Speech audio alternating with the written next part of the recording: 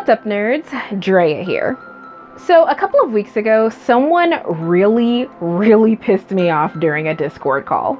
So we were watching the Swan Princess and somebody quipped that a particular scene, I can't remember the exact scene, was a Disney ripoff, and I quipped that, well, basically the whole movie is a Disney ripoff. So then this other girl replies, other movies and studios can exist without being Disney ripoffs. To which I replied, yes, but it'd be nice if they did their own thing. And of course, I've been pissed ever since. I have a history of holding grudges. And here's the thing, I have a ton of Disney ripoffs that I really like. Some are from big studios and some are from small ones. But okay, yes, technically she was right. Not all animated films are Disney ripoffs. However, you can't deny the influence that Disney had on these works. Take our trigger, the Swan Princess. I actually really like this movie, especially Odette's design and the "this is not my idea" number. Love it, it's so cute. However, this is a blatant Disney ripoff. So here's my very simple way of determining what a Disney ripoff is. Disclaimer, this doesn't work for all movies, and this is also just my opinion.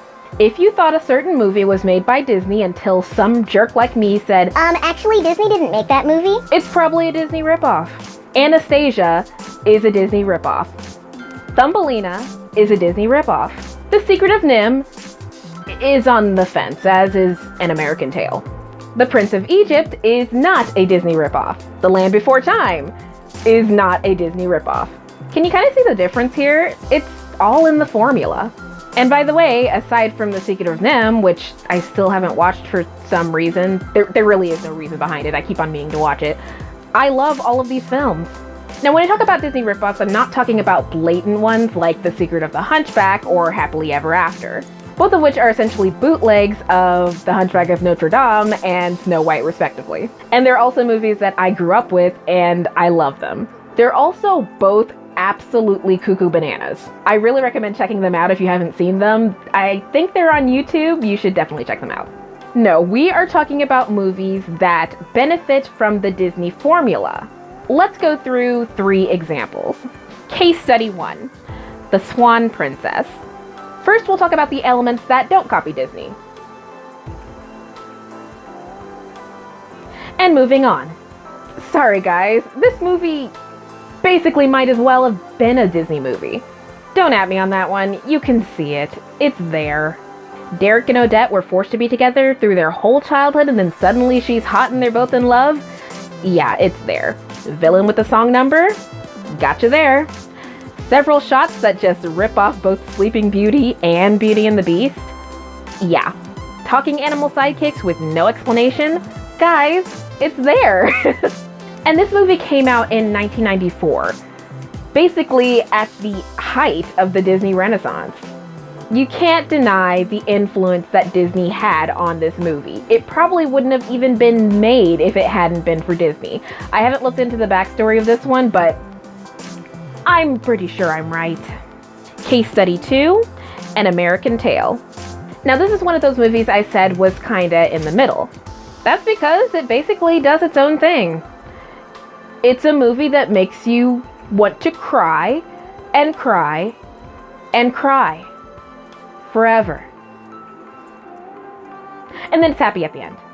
Disney had already done at least 3 movies featuring talking mice, so in order for it not to be derivative, it really had to stand out. And it does.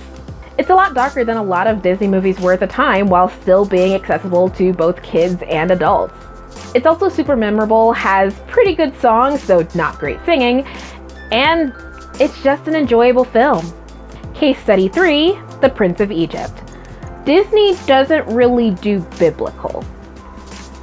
I mean, they did that thing in Fantasia 2000 where Donald Duck was Noah, but that was, well, I guess he wasn't Noah, he was like Noah's helper.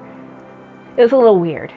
The Prince of Egypt is an animated film made by DreamWorks, and it's not anything like what Disney did besides it being a musical. Disney would have never made this film, even at the time, when they were making more mature works like Atlantis. This is definitely a movie that is not at all a Disney ripoff, and you could never say that Disney made this film. I don't think anybody I've known has ever said that. It's so blatantly not a Disney ripoff, even though it is animated, and it's from a studio that was made up of ex-Disney people. So I really hope you guys get where I'm coming from on this, and I'm not like saying it to be like, Oh, you can't say that that's not a Disney ripoff, because Disney invented the formula. no, that's not what I'm doing here. Like I said to that annoying person in the Discord call, who is now my enemy, not just because of this, we just don't get along in general. I do still really like these movies. I just wish they did their own thing. I mean, Prince of Egypt is an amazing movie that I wish more movies were like that. While I generally like these animated movies that are derivative of Disney, even Thumbelina and its let's have the same voice actor as the Little Mermaid, make her a redhead like the Little Mermaid, and have everyone be obsessed with her voice like the Little Mermaid, it would be nice if these movies did their own thing, or used it as a jumping off point like The Secret of NIMH and American Tail do. And like I said, that's not to say these movies are bad. I like them. A lot. I think Anastasia is a masterpiece. And honestly, when it comes to revisionist history, it probably does a little bit better than Pocahontas. Even though I love Pocahontas a little bit more because her hair is long and I love long hair. Oh, that's really the reason why that movie was my favorite as a kid. So that'll do it for this video. I hope you enjoyed my not at all angry rant about animated features that I don't really have a leg to stand on when it comes to speaking about, because I'm not a professional animator. I can't animate even a ball bouncing. You know, first thing you learn in animation class. I can't even do that. Trust me, I've tried. Let me know in the comments what your favorite animated film was from before 2001. I say before 2001 because that was when Shrek came out and destroyed the world. Or made it better, depending on your opinion. Mine is probably Anastasia, which Disney owns now, so I don't know. Please subscribe if you haven't already, and ring the bell so you're notified when I randomly upload a calm rant. Also, please check out my Instagram where I post like every other day, along with my other social media I'll have linked below. I've started posting on TikTok again, so check that out as well. Please have a great rest of your day, week, month, and year, and I'll catch you guys later. Bye!